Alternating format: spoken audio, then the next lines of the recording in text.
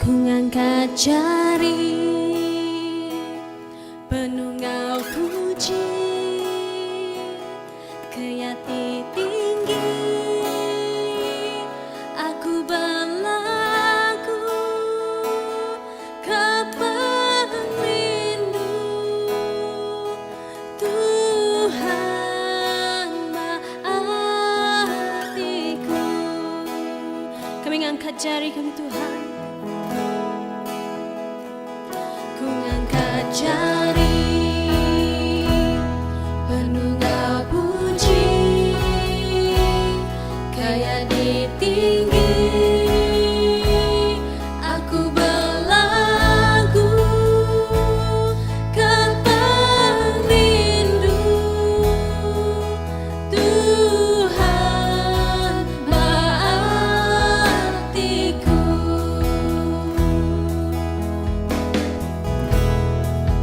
Ku nggak nyembah Tuhan bukan seminar nasiku aja. Ruang di rinduku pengasihan amat besar. Ngadain aku nganjuk pemberi hati.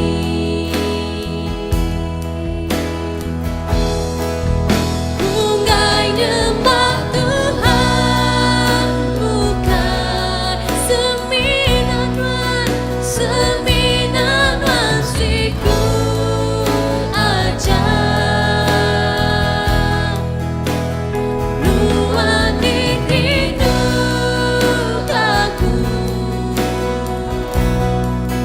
pengasihan amat besar. Ngagai aku nganjuk pemberi hati.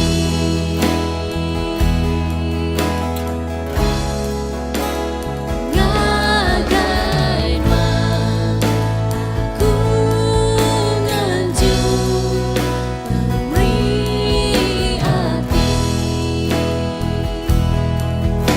hati. Ngagai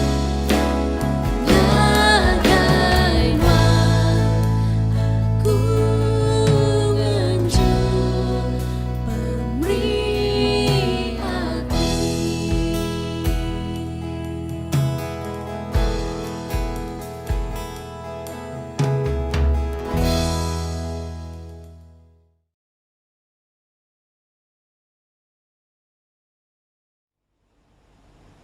Shalom dan selamat pagi Jemaat Tuhan yang saya kasihi di dalam nama Tuhan kita Yesus Kristus. Pagi ini merupakan pagi minggu yang terakhir kita akan beribadah secara online. Dan saya difahamkan minggu hadapan kita akan kembali ke gereja. Puji Tuhan buat berita baik itu. Dan sekarang ini kita akan belajar daripada sabda firman Tuhan. Namun sebelum kita berbuat demikian, mari kita tunduk kepala dan saya yang akan membawa kita di dalam doa. Mari kita tunduk kepala dan berdoa. Bapa di surga, kami bersyukur buat kebaikan-Mu, penyertaan, pelindungan-Mu, kesempatan untuk bernafas dan menikmati berkat-Mu di sepanjang hari ini. Malah kekuatan yang baru telah Engkau berikan, begitu juga dengan kesempatan yang baru Engkau telah berikan, di mana kami dapat memuji, menyembah, dan sebentar saya lagi mendengar daripada sabda firman-Mu. Hamba mohon Roh Kudus-Mu yang akan membimbing, hamba yang akan berkata-kata biar kehendak-Mu dinyatakan, dan Roh Kudus-Mu yang akan memberi hikmat buat jemaat-Mu yang mendengar, agar mereka dapat faham dan mengerti apa yang Engkau ingin sampaikan. Biar lewat daripada sesi pemberitaan firman Tuhan pada pagi ini akan memperteguhkan, akan memperingatkan, akan mendidik, mengajar, menegur, dan memberkati setiap yang menonton dan mendengar pada pagi ini, tidak kira di mana saja mereka berada. Terpujilah namamu Bapa, di dalam nama Tuhan Yesus kami berdoa. Amin. Nah, jemaat Tuhan yang saya kasihi, setiap kita pernah melakukan sesuatu. Apabila kita melakukan sesuatu itu pasti ada proses pertengahan dan kita mengharapkan hasil di ujungnya. Sebagai contoh, apabila seorang petani dia mengambil benih lalu menanamkannya di dalam tanah, proses seterusnya adalah dia menyiram dan menjaga tanaman itu supaya tanaman itu tumbuh dengan baik dan tidak dikacau oleh binatang liar ataupun hal-hal lain, sehingga tanaman itu bertumbuh besar dan akhirnya mengeluarkan buah. Begitu juga di dalam kehidupan kita orang Kristen. Saat kita bertobat atau mengenal Yesus, menerimanya sebagai juru selamat dan penebus dan menjadikannya Tuhan dalam kehidupan kita, kita punya perjalanan. Daripada poin pentobatan, kita berjalan, iman kita bertumbuh, pengharapan kita semakin dalam, dan akhirnya sampai satu poin kita harus mulai berbuah. Kita harus mulai berbuah. Maka itu pada pagi ini saya mengangkat satu tema yang sederhana, yaitu berbuah bukti seorang Kristen sejati. Saya ulang lagi, berbuah bukti seorang Kristen sejati. Di luar sana, jemaat Tuhan yang saya kasihi, banyak orang mengatakan, menganggap diri mereka, mengaku diri mereka adalah orang Kristen, tetapi perbuatan mereka tidak ada beza, cara pandang mereka tidak ada beza, gaya hidup mereka tidak ada beza dengan orang yang bukan Kristen. Maka itu yang membezakan seseorang Kristen itu dengan orang yang bukan Kristen adalah buah-buah yang ditunjukkannya. Dan hari ini kita akan belajar tentang hal itu. Dan tema khotbah pada pagi ini, sekali lagi saya ulang, adalah berbuah bukti seorang Kristen sejati, yang saya ambil daripada kitab Markus pasal yang ke-11 ayat 12 hingga 14 dan ayat yang ke-20 hingga 22. Saya ulang lagi, Markus pasal yang ke-11 ayat yang ke-12 hingga ayat yang ke-14 dan ayat yang ke-20 hingga ayat yang ke-22. Dan saya akan membacakan petikan firman Tuhan itu untuk kita semua pada pagi ini. Jikalau ada naskah buku atau naskah Alkitab di tepi Anda boleh rujuk, ataupun kalau Anda ada apps handphone, Bible bersama dengan Anda boleh rujuk juga Markus pasal yang ke-11 ayat 12 hingga 14 dan seterusnya ayat 20 hingga 22, dan saya akan membaca daripada maafkan saya, terjemahan bahasa Indonesia, terjemahan baru. Ayat yang ke-12, keesokan harinya sesudah Yesus dan ke-12 muridnya meninggalkan Betania, Yesus merasa lapar. Dan dari jauh ia melihat pohon ara yang sudah berdaun. Ia mendekatinya untuk melihat kalau ia mendapat apa-apa pada pohon itu. Tetapi waktu ia tiba di situ, ia tidak mendapat apa-apa selain daun-daun saja, sebab memang bukan musim buah ara. Maka katanya kepada pohon itu, jangan lagi seorang pun makan buahmu selama-lamanya. Dan murid-muridnya pun mendengarnya. Pagi-pagi ketika Yesus dan murid-muridnya lewat, mereka melihat pohon ara tadi sudah kering sampai ke akar-akarnya. Itu ayat yang ke-20 ya. Dan ayat 21, maka teringatlah Petrus akan apa yang telah terjadi, lalu ia berkata kepada Yesus, Rabi, lihatlah pohon ara yang kau kutuk itu sudah kering. Yesus menjawab mereka, percayalah kepada Allah. Baiklah jemaat Tuhan yang saya kasihi, itu adalah petikan firman Tuhan yang akan kita dalami dan pelajari pada malam ini. Nah, sebelum saya memulakan khotbah pada pagi ini, ayo saya mengajak kita untuk melihat sedikit latar belakang tentang insiden yang baru kita baca atau cerita yang baru kita baca tadi. Sedikit latar belakang ya. Dalam pasal yang ke-10, Yesus baru tiba di Yudea. Dia mengajar orang banyak dan di antara orang banyak itu ada orang Farisi. Mereka hadir untuk mencoba atau memerangkap Yesus dengan pertanyaan tentang isu-isu sensitif berdasarkan hukum Musa atau adat setempat. Yesus kemudiannya memberkati kanak-kanak dan menjadikan mereka sebagai contoh orang yang mewarisi kerajaan Allah. Kemudian seorang kaya datang kepada Yesus, bertanyakan soalan bagaimana seseorang itu dapat memiliki kehidupan kekal. Nah, dia juga mendakwa diri telah taat kepada hukum Taurat. Namun Yesus berkata, jualkan dan sedekahkanlah hartamu itu. Kemudian ikuti dia. Lalu orang kaya itu sedih karena dia sangat sayangkan hartanya. Yesus kemudian berkata, susah bagi seorang kaya memasuki kerajaan Allah. Nah, setelah itu Yesus memberitahu tentang kematiannya, namun murid-muridnya masih belum mengerti. Murid-muridnya masih belum mengerti. Nah, Yakobus dan Yohanes minta untuk duduk di sebelah kiri dan kanan Yesus dalam kemuliaannya. Kemudian di Yeriko, Yesus menyembuhkan Bartimeus, yaitu seorang buta. Nah, kemudian dalam pasal yang ke-11, pasal yang sama di mana petikan kita itu tadi telah saya bacakan, Yesus masuk ke dalam kota Yerusalem. Yesus masuk ke dalam kota Yerusalem. Sebelum dia mengutuk pohon ara itu, Yesus dalam perjalanan masuk ke Yerusalem. Dia menyuruh murid-muridnya masuk dan mengambil seekor anak keldai untuk ditunggangnya.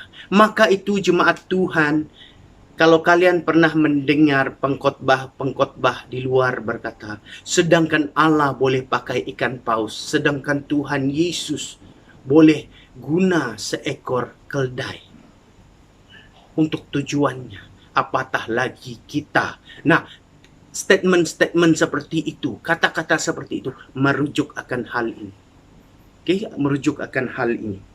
Nah, orang ramai membentangkan jubah sementara yang lain meletakkan pohon nipah di atas jalan itu. Mereka berseru, Hosana, diberkati dia yang datang dalam nama Tuhan. Nah, keesokan harinya Yesus, nah ini petikan yang kita baca tadi. Keesokan harinya Yesus mengutuk pohon ara karena tiada buah. Nah, dia masuk ke dalam bait Allah lalu menterbalikkan meja serta mengusir tukang cukai dan penjual merpati. Hari seterusnya selepas Yesus menterbalikkan meja itu, lepas dia mengusir penjual merpati dan pemungut cukai. Esok harinya, mereka sedang dalam perjalanan. Murid-murid Yesus melihat pokok itu kering sampai ke akarnya dan telah mati.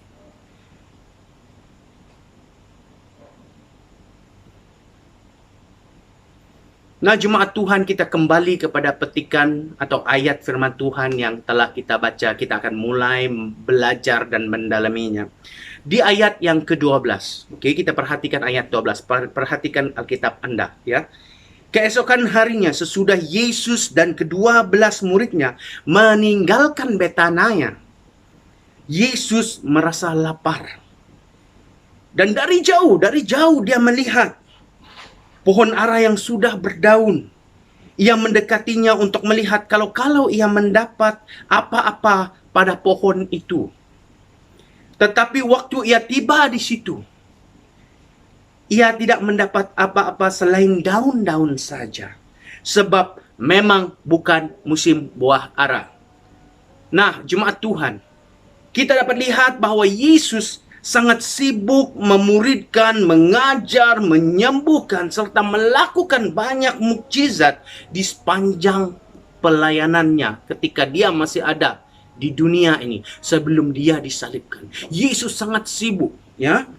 Dia sering kali berpindah randah bertujuan untuk menyampaikan kabar baik itu. Pada masa dulu bukan ada kereta seperti kita pada hari ini. Pada masa dulu tidak ada motosikal, basikal pun tidak ada. Habis-habis pun mungkin ada kuda dengan keldai. Tetapi untuk pengetahuan kamu, apabila Yesus melayani, dia berjalan kaki. Dan bagi yang pernah ke Holy Land, ke Israel, apabila Anda ke sana, saya peringatkan Anda, pergi dan perhatikan bentuk muka bumi, geographical factors, distance yang Yesus cover daripada satu tempat ke satu tempat. Kita hari ini kalau melayani atau menginjil dari sini ke satu tempat itu kita sudah mulai mengeluh, jauh lah, tidak selamat lah. Tapi bayangkan pada masa Yesus, dia berjalan kaki. Pada mulanya, kemudian ditemani oleh murid-muridnya, kemudian ditemani oleh mereka yang ingin mendengar ajarannya. Dan kita berbalik kepada petikan tadi. Apabila Yesus dalam perjalanan masuk ke Yerusalem, dia nampak pohon ara. Karena dia, adalah 100% manusia juga. 100% ilahi. Maka dia merasa lapar. Dia ingin mencari makanan. Dia juga kenal erti penat, haus, dan lapar. Nah, kemudian Yesus melihat sebuah pokok ara yang sudah berdaun. Dengar baik, yang sudah berdaun. Dia mendekati pokok itu dengan harapan untuk mendapatkan buah daripadanya bagi menghilangkan rasa laparnya. Nah, pokok ara adalah sumber makanan di Israel, ditanam di dalam dan di luar kota.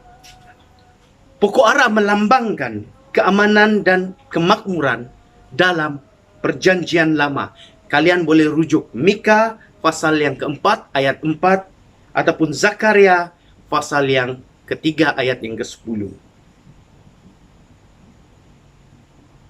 Nah, di ayat yang ke-14, maka katanya kepada pohon itu, jangan lagi seorang pun makan buahmu, kata Yesus, selama-lamanya. Dan murid-muridnya pun mendengarnya. Nah, jelas sekali bahwa Yesus sangat hampa setelah mengetahui bahwa pokok ara itu langsung tidak ada buah. Dia kemudiannya mengutuk pokok ara itu dan berkata bahwa tidak seorang pun akan menikmati buah daripada pohon itu selamanya. Dan atau kalau kita perhatikan di dalam ayat yang ke-13 berkata bahwa ianya bukan musim buah ara. Jadi kenapa Yesus masih mencari buah?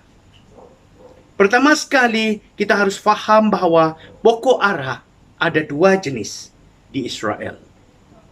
Yang pertama ialah Ficus sycomorus yang dipanjat Zacchaeus untuk melihat Yesus.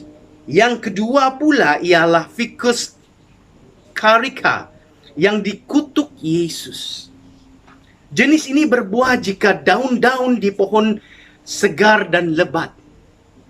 Nah, persoalan seterusnya, kenapa Yesus mengutuk pohon itu?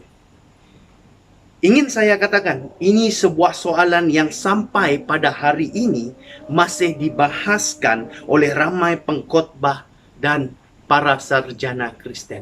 Malah ya, ramai orang yang sudah membaca Alkitab dari cover depan ke cover belakang berulang-ulang kali. Kalau kamu tanya soalan ini, saya boleh yakin mereka tidak temukan jawabannya. Karena soalan ini masih dibahaskan hari ini. Orang coba faham dan mengerti mengapa Yesus mengutuk pohon ara itu.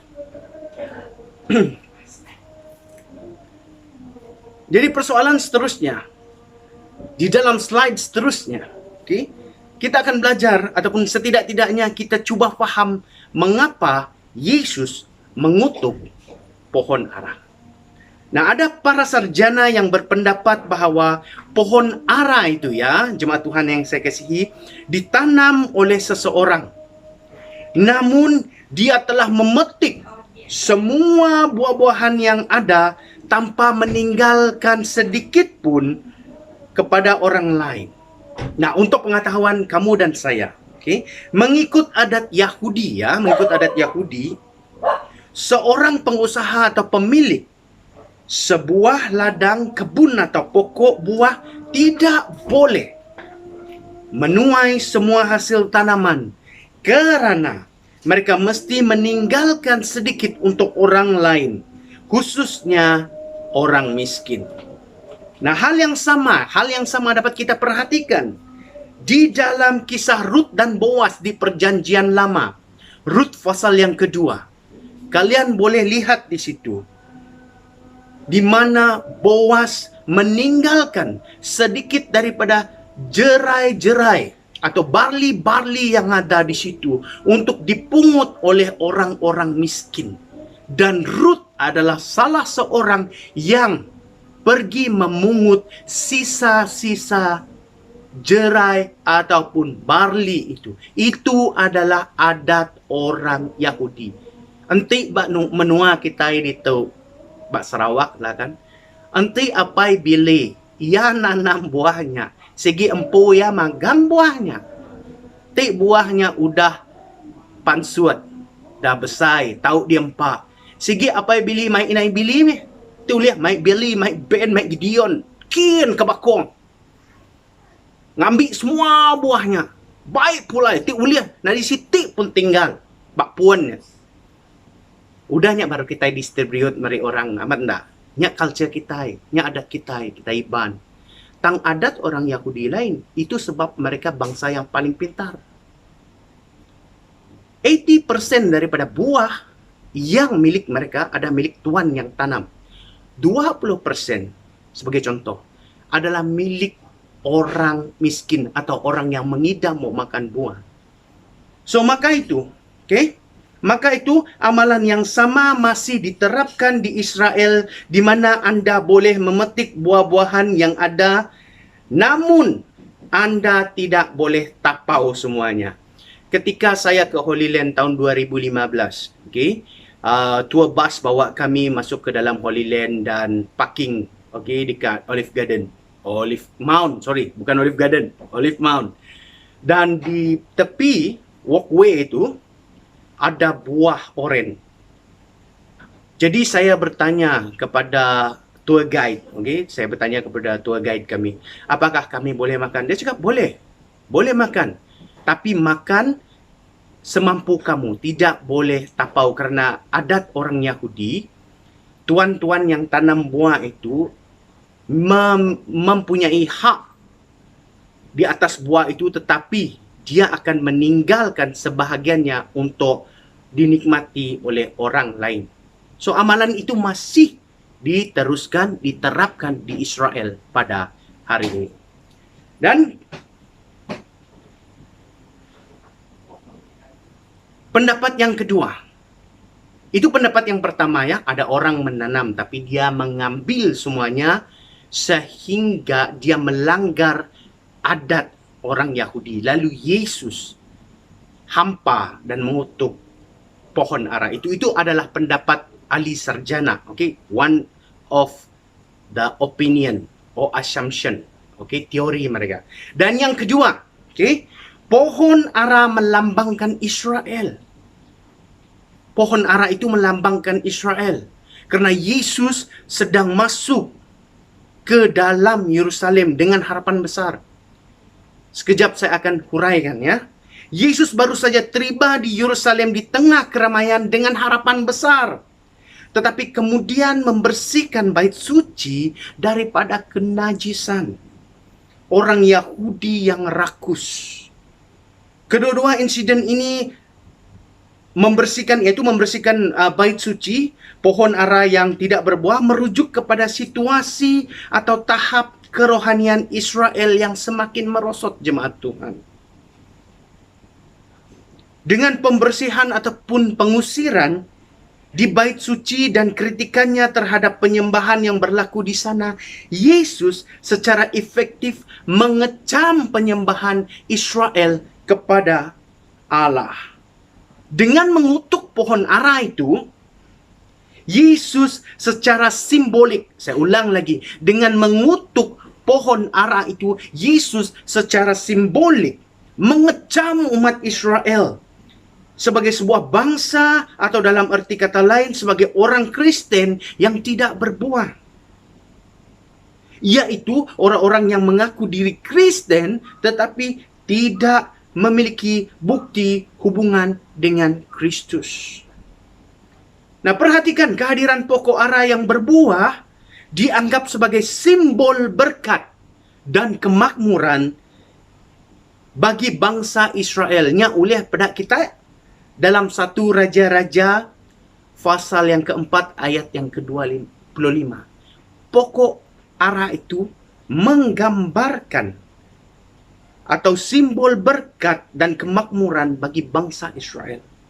Namun dengan membersihkan bait suci serta mengutuk pohon ara itu, Yesus sedang mengucapkan penghakimannya yang akan datang kepada umat Israel dan menunjukkan kekuatannya untuk melaksanakannya. Kesimpulan untuk teori ini, Yesus tidak melihat umat Israel berbuah seperti yang sepatutnya. Mereka sibuk dengan ritual, dengan korban, dengan cukai, dengan kepentingan atau kemasyhuran diri. Nah, ayat 20. Kita lompat ke ayat 20. Pagi-pagi ketika Yesus dan murid-muridnya lewat, mereka melihat pohon ara tadi sudah kering sampai ke akarnya. Maka teringatlah Petrus akan apa yang telah terjadi. Lalu ia berkata kepada Yesus, "Rabi, lihatlah. Pohon ara yang kau kutuk itu sudah kering." Yesus menjawab mereka, "Percayalah kepada Allah." Nah, bila Yesus mengutuk pokok itu, bukan saja ianya berhenti berbuah seperti di dalam ayat yang ke-14, malah kering dan mati. Hal itu menjadi saat penungguhan kepada Petrus dan murid-muridnya yang lain. Pada masa yang sama, Yesus mengajar murid-muridnya untuk percaya dan berdoa kepada Allah, mempunyai hubungan yang erat dengannya dan terus bertumbuh serta berbuah. Yesus mahu murid-muridnya dan orang yang percaya kepada Allah sungguh-sungguh berubah, sungguh-sungguh bertumbuh, dan sungguh-sungguh berbuah. Nah, apa yang dapat kita pelajari daripada firman Tuhan yang telah kita baca tadi? Selain kita dapat gambaran mengapa Yesus mengutuk pohon ara itu, apa yang dapat kita pelajari, jemaat Tuhan? Yang pertama sekali, umat Israel telah hilang arah. Dalam Alkitab, bangsa pilihan ada satu saja yang dinyatakan, yaitu bangsa Israel. Bangsa yang dikasihi Tuhan. Namun apa terjadi kepada mereka? Kenapa mereka sebagai bangsa pilihan sesat, mula memberontak, mula menyembah Allah lain, sehingga mendatangkan murka Allah? Dan di dalam teks yang kita baca tadi, Yesus kecewa terhadap umat Israel. Ada banyak alasan mengapa orang Israel menjauh daripada Tuhan. Namun kita akan kembali belajar mengapa umat Israel telah hirang Allah.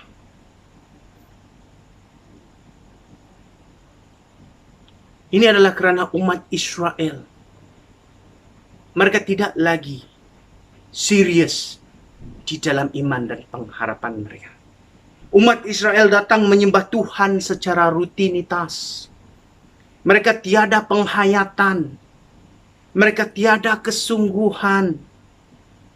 Mereka tiada fokus.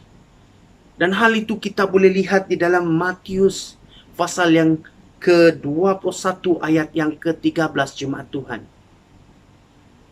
Bagi mereka ibadah itu adalah sesuatu yang harus dilakukan pada satu waktu atau pada satu hari tertentu. Dan sedih sekali pada hari ini ada di antara orang Kristen yang melakukan hal yang sama seperti yang dilakukan oleh umat Israel. Mereka datang ke gereja secara rutinitas. Ada yang datang ke gereja karena dipaksa orang tua. Ada yang datang ke gereja karena dipaksa oleh pasangan mereka. Ada yang datang ke gereja karena dipaksa oleh kekasih mereka. Mereka tidak datang ke gereja dengan tujuan yang betul, yaitu untuk mencari Tuhan. Maka itu apabila mereka di gereja, mereka tiada penghayatan. Mereka tiada kesungguhan. Malah mereka tiada fokus. Sama seperti umat Israel satu waktu dulu. Yang kedua, umat Israel menjadikan bait Allah sebagai tempat untuk meningkatkan status sosial, mencari keuntungan keuangan, atau menjadi platform hiburan semata-mata. Perhatikan Markus pasal yang ke-11 ayat yang ke-17. Tujuan, niat umat Israel ke bait Allah pada waktu itu bukan untuk bertemu dengan Allah, bukan untuk bersekutu dengan Allah. Namun mereka punya agenda yang tersendiri di dalam hati mereka. Mereka mempunyai kepentingan yang tersendiri di dalam hati mereka, yang manusia lain tidak tahu. Tapi awas, Tuhan tahu. Itu yang terjadi kepada umat Israel suatu ketika dulu, sehingga mereka hilang arah. Dan yang ketiga, umat Israel tidak bertumbuh di dalam pengetahuan atau di dalam akal budi. Mereka tidak berbuah daripada aspek dalaman atau kerohanian juga. Pendek kata, perjalanan iman mereka begini saja. Ari pun dia percaya dataya parai, ti aku lihat ayatnya. Kenyak ja. Pengetahuannya nadai kenyak. Ya, kenyak ja. Tetapi sebagai orang Kristen, pengetahuan kita harus bertambah. Perubahan, transformasi di dalam diri kita harus terus terjadi dan berbuah. Itu adalah orang Kristen yang sedang bertumbuh, sedang berhasil, dan akhirnya akan berbuah. Hal yang kedua dapat kita pelajari daripada petikan yang telah kita baca tadi. Tuhan mengharapkan kita berbuah. Itu hal yang kedua dapat kita pelajari. Tuhan mengharapkan kita berbuah. Yang pertama sekali, Tuhan telah menetapkan kita supaya pergi dan menghasilkan buah. Dan buah kita itu tetap, bukan yang tukar-tukar. Ianya harus tetap, supaya apa yang kita minta kepada Bapa dalam namanya diberikan Bapa kepadamu. Dan itu ada tertulis di dalam Injil Yohanes pasal yang ke-15 ayat yang ke-16. Tuhan telah menetapkan kita, dengar baik ayat itu, supaya pergi dan menghasilkan buah. Dan buah kita itu tetap. Jadi Tuhan mengharapkan kita untuk berbuah. Yang kedua, kita harus memberi buah dalam segala pekerjaan yang baik. Dan bertumbuh dalam pengetahuan yang benar tentang Allah. Kolose 1 pasal 10. Oke, jaku aku nyamnyade. Yang jaku Tuhan, pengetahuan kita harus bertumbuh. Dan kita harus berbuah dalam segala pekerjaan yang baik. Dan yang ketiga, di dalam perumpamaan tentang seorang penyemai, Yesus berkata ada benih yang akan jatuh di tanah yang subur lalu bertunas, membesar dan berbuah, dan hasilnya sangat jelas kelihatan. Tuhan ingin kita berbuah. Dia mengharapkan kita berbuah. Dan itu ada tertulis dalam Markus pasal 4 ayat yang ke-8. Namun apa yang akan terjadi kepada pohon yang tidak berbuah? Mungkin ada yang bertanya kan, ya, apa yang akan terjadi? Daripada tadi Brother Billy, Pastor Billy asyik bercakap tentang berbuah. Apa yang akan terjadi kepada pokok yang tidak berbuah, kepada orang Kristen yang tidak berbuah? Apa akan terjadi? Baiklah, kita akan lihat sama-sama. Yang pertama sekali, setiap ranting padaku yang tidak berbuah, dipotongnya. Saya ulang lagi. Setiap ranting yang tidak ada padanya, yaitu Tuhan, yang tidak berbuah, dipotongnya, dan setiap ranting yang berbuah, dibersihkannya supaya ia lebih banyak berbuah. Yohanes 15 ayat yang kedua. Itu yang akan terjadi. Setiap ranting yang ada padanya yang tidak berbuah akan dipotong.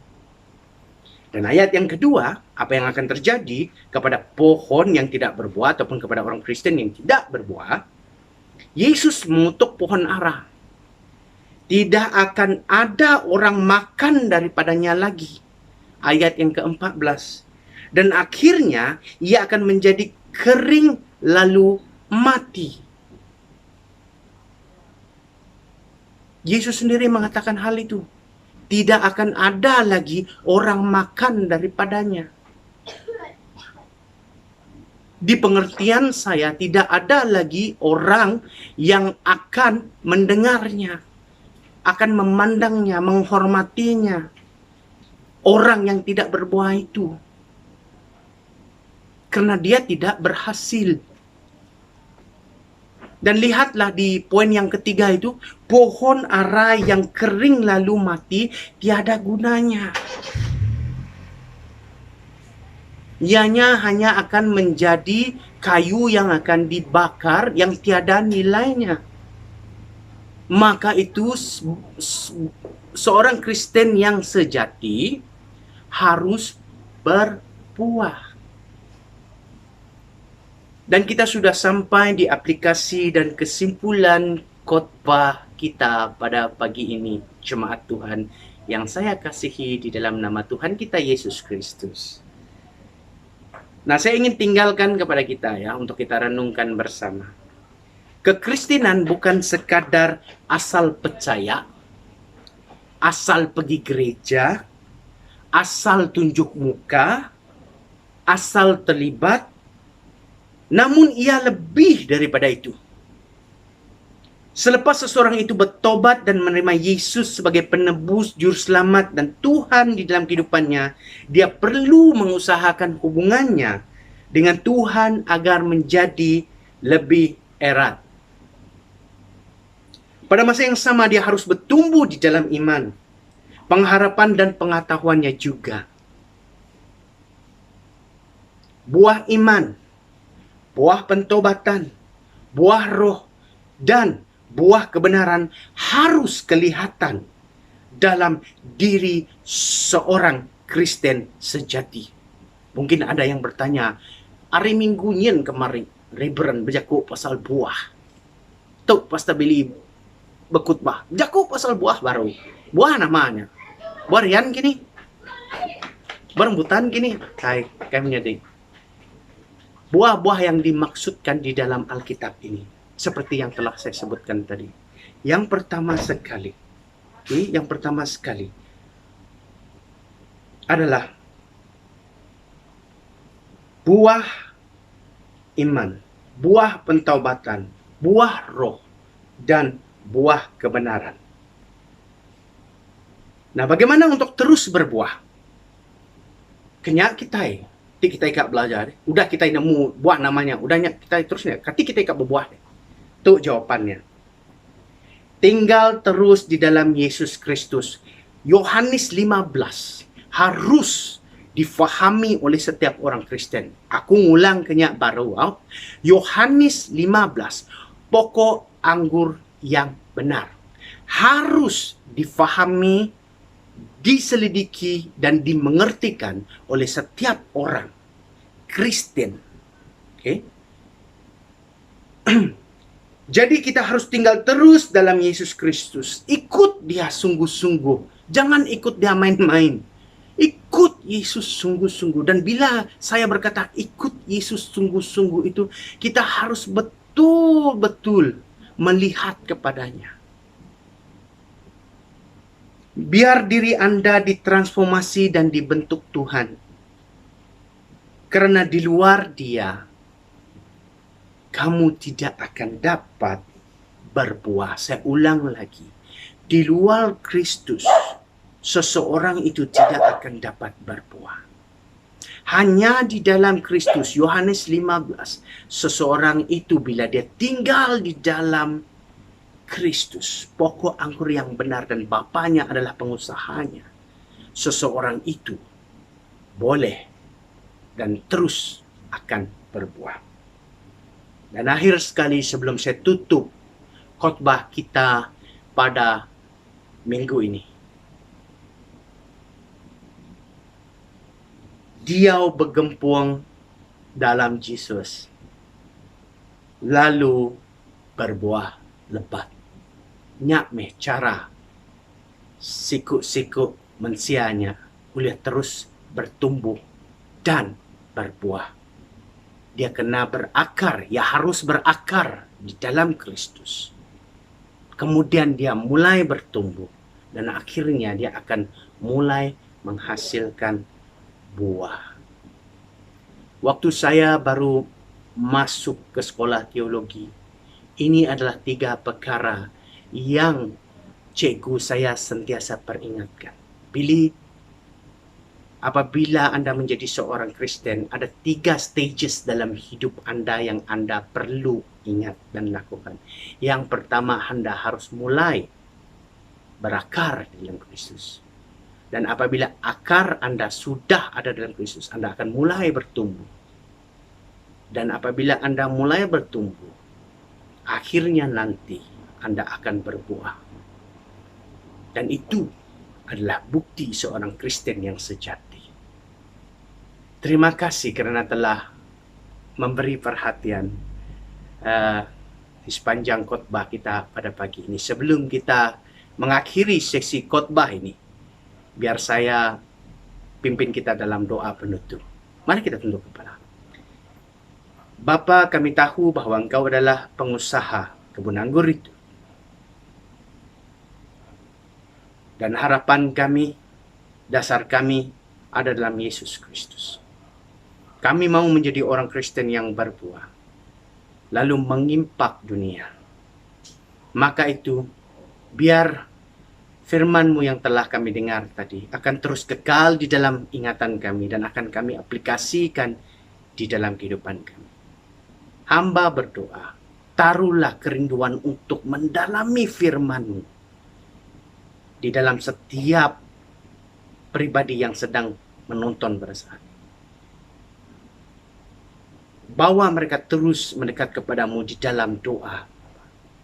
Dan berkati mereka Tuhan, supaya mereka terus berbuah di dalam Engkau.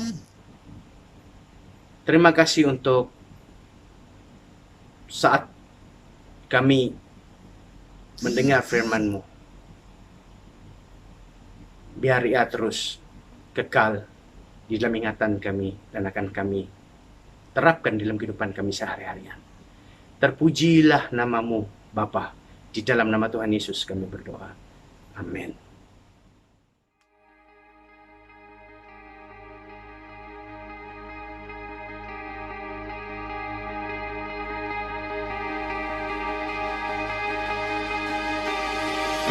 Won't forget the wonder of how you brought deliverance, the exodus of my heart. 'Cause you found me, you freed me, held back the waters for my release. Oh Yahweh, sing this with me. You're the God who fights for me, Lord of every victory. Hallelujah, hallelujah. You have torn apart the sea, you have led me through the deep. Hallelujah, hallelujah.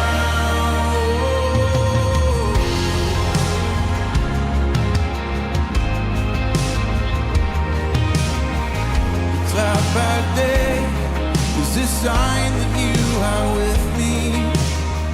The fire by night is a guiding light to my feet. You found, 'cause you found me, you freed me, held back the waters for my release. Oh Yahweh, come on, you're the God who fights. You're the God who fights for me, Lord of every victory. Hallelujah, hallelujah. You have torn apart the sea, you have led me through the deep. Hallelujah, hallelujah. You're the God who fights. You're the God who fights for me, Lord of every victory. Hallelujah, hallelujah. You have torn apart the sea, you have led me through the deep. Hallelujah, hallelujah.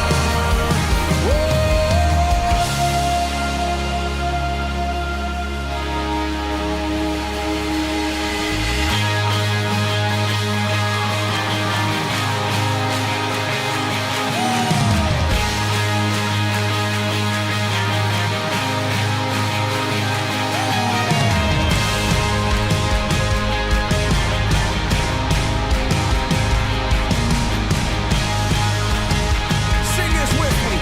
You stepped in, yeah. 'Cause you stepped into my Egypt, and you took me by the hand, and you marched me out in freedom into the promised land. And now I will not forget you, no. I sing of all you've done. Death is swallowed up forever by the fury of your love. 'Cause you stepped into my Egypt, you took me by the hand, you marched me out in freedom into the promised land. Now I will not forget you, God. I sing of all you've done. Death is swallowed up forever by the fury of your love. You're the God who fights. You're the God who fights for me, Lord of and hallelujah, hallelujah. You have torn apart the sea, you have and hallelujah, hallelujah. Just the voices now. And you're the God who fights for me, Lord of. Come on, sing it out. And hallelujah, you've torn apart, and you have torn apart the sea. You have, and hallelujah.